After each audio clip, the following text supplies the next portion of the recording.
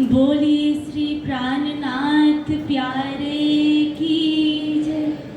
श्री सद्गुरु महाराज की। आप भक्त श्री राजी मंच पर विराजमान परम पूज्यपाद स्वामी जी तथा विद्वतगण और आप सभी सुंदर साजी को मेरा प्रणाम जी। प्रणाम जी सुंदर साजी। आज जिस विषय पर मैं राज्य के मेहर से थोड़ा सा प्रकाश डालने जा रही हूँ वो है ब्रह्म सृष्टियों का कर्तव्य। वैसे तो हम सब ने सुना ही होगा कि ब्रह्म सृष्टियों का कर्तव्य क्या है। आज जो भी अपने आप को ब्रह्म सृष्टि कहलाते हैं उनका स्वयं का कर्तव्य क्या है। जिस प्रकार एक नववधू होती है ना, वो अपने ससुराल में जाकर के दूसरे दिन से ही उस घर के सारे कर्तव्यों को समझती है तथा अपने पति के लिए सभी कर्तव्यों को निष्ठा पूर्वक निभाती है। उसी प्रकार आज हमें भी अपने कर्तव्य के बारे में जानने का तथा निभाने का समय आ चुका है। क्योंकि वाणी में क्या कहा गया है सुंदर साजी, कहनी सुननी गई रात में आया रहनी अकादी। अब आचरण में उतारने का समय आ गया है सुंदर साजी। अपने कर्तव्यों के प्रति सजग होने का समय आ गया है। और इसी प्रकरण के उपलक्ष्य में कीर्तन वाणी के 95वां प्रकरण में कहा गया है, सोई सुहागिन धाम में जो कर सी इत रोशन। श्री महामती जी कहते हैं कि वही परम धाम की ब्रह्म सृष्टि होगी जो तारतम वाणी को इस दुनिया में जाहिर करेगी। और राज्य को जाहिर करना ही ब्रह्म सृष्टियों का परम लक्ष्य होना चाहिए। आज ब्रह्मवाणी अवतरित हुए लगभग 400 वर्ष होने को आए हैं, परंतु जिस हिसाब से तारतम वाणी का प्रचार होना चाहिए था ऐसा नहीं है कि हमें अपने कर्तव्यों के बारे में पता नहीं है। क्यों? क्योंकि हमने पाठ पारायण करते हुए कितने बार न जाने कितने ही बार इस चौपाई को पढ़ा होगा कि सोई सुहागिन धाम में जो कर सी इत रोशन। और न जाने कितने बार वाणी के चर्चा के माध्यम से हमने सुना होगा, परंतु कब तक सुंदर साजी कि कब तक हम सुनने तक सीमित रखेंगे और कब तक पढ़ते ही रहेंगे। हम बीतक में प्रति वर्ष सुनते हैं कि 5वें दिन की लीला में किस प्रकार श्री जी ने अपने कर्तव्य को निभाया, किस प्रकार कदम कदम पर क्या बिछाए थे, कांटे बिछाए हुए थे ना, फिर भी सुंदर साथ के आत्माओं के जागने के लिए, सुंदर साथ के जागने के लिए उन्होंने सभी कर्तव्यों को निभाया।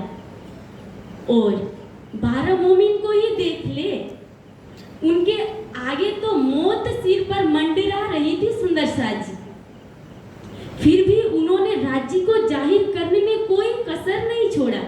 आज हमारे आगे ऐसी परिस्थिति तो नहीं है ना कोई हमें दंड देने वाला है, ना कोई हमें जेल में ले जाने वाला है।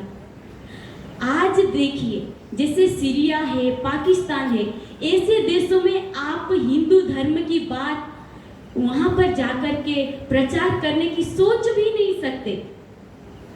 और भारत एक ऐसा देश है, ऐसा स्वतंत्र देश है जहां पर आप लाखों के भीड़ में जाकर के आप हिंदू धर्म की बात हो, धर्म की बात हो, आध्यात्म की बात हो, आप स्वतंत्र रूप से रख सकते हैं। परंतु दुखद बात तो यह है कि इतनी सुविधा होने के बाद भी जिस प्रकार से हमें ब्रह्मवाणी को आज हर जगह प्रकाशित करना चाहिए था उस प्रकार नहीं कर पा रहे हैं। इसमें कमी किसकी है? कमी हमारी है। क्योंकि कुछ सुंदर साथ द्वारा सुनने को मिलता है, 2-3 सुंदर साथ के द्वारा तो मैंने ही सुना है कि आप लोग कहते हैं कि निजानंद संप्रदाय इतने आगे से है, इतने 400 वर्ष पुराना है, परंतु आपका ज्ञान क्यों इतने तक सीमित है? क्योंकि भूल तो हमसे हो रही है ना सुंदर सा जी। आप देखिए, आज 1936 में निकली जो ब्रह्म कुमारी मत है, 100 वर्ष भी पूरा नहीं हुआ है। उनका ज्ञान आज देश विदेशों में हर जगह प्रचलित है। उनके ज्ञान के केंद्र भी बहुत सारे हैं, परंतु जिनके पास आज हद बेहद से परे उस अखंड दिव्य परम धाम का ज्ञान है, उनके पास ज्ञान के कितने केंद्र हैं? क्यों? जिनका ज्ञान निराकार तक का है, वो इतना उत्साह से अपने ज्ञान को प्रकाशित करने में लगे हुए हैं। इतने उत्साह से वो अपने ज्ञान के केंद्र बनाए जा रहे हैं, परंतु जिस हिसाब से करना चाहिए था आज हमें क्या करना चाहिए था कि प्रत्येक देश में, राज्य में, अलग अलग जगह पर हमारे श्री प्राणनाथ जी के ज्ञान के केंद्र वहां पर निर्माण करने की जरूरत है, वहां होना चाहिए था। परंतु आज हमारे पास कितने ज्ञान के केंद्र है वो हम स्वयं जानते हैं। आज हम संगमरमर के पत्थर जोड़ने में लगे हैं, मंदिरों में सोने के कलश को चमकाने लगे हैं, और हम देखते हैं कि वो सोने का कलश चमक रहा है, परंतु जो दिव्य ज्ञान हमारे पास है, जिसके द्वारा हम जन जन तक ये ब्रह्म वाणी पहुंचा सकते हैं, उस चीज को करने में, उस बात को हम दिल में नहीं ले रहे हैं। उस दिन पूज्य करमवीर जी ने भी कहा था ना कि हमें कितने महिला दीजिए, 60 महिला दीजिए, है ना, हम देश को बदल देंगे। तो आज आवश्यकता है कि यहाँ पर क्या करने की, कि सबको साथ मिल करके इस गुरुकुल को अलग अलग जगह पर हम निर्माण करने में मदद करें, ताकि राज्य की ब्रह्मवाणी और तेजी से प्रचार हो। उस दिन डॉक्टर प्रवीण जी भी कह रहे थे ना एक कहावत, सबका साथ सबका विकास, है ना। तो आज सबके साथ की जरूरत है। जब सबका साथ होगा तभी तो विकास हो पाएगा ना। और असमिया भाषा में भी एक कहावत है कि राई जे नौख जुकारिले नोई बॉय, अर्थात कि एक यदि कोई बहुत बड़ी कार्य है और यदि कोई एक व्यक्ति चाहे कि वो कार्य संपन्न करे तो वो नहीं कर पाएगा, परंतु उस जगह पर बहुत सारे लोगों का साथ हो तो असंभव सा लगने वाला कार्य भी सार्थक हो जाएगा।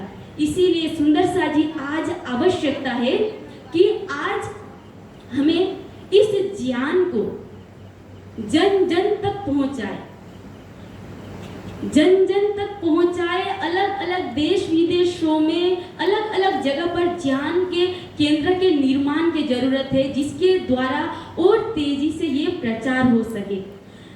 स्वामी जी के मुखारबिंद से भी हमने श्रवण किया था कि हमारे पास विवाह हेतु, जन्म दिवस हेतु पैसे तो बहुत सारे खर्च करने के लिए होते हैं, परंतु धर्म के लिए हो और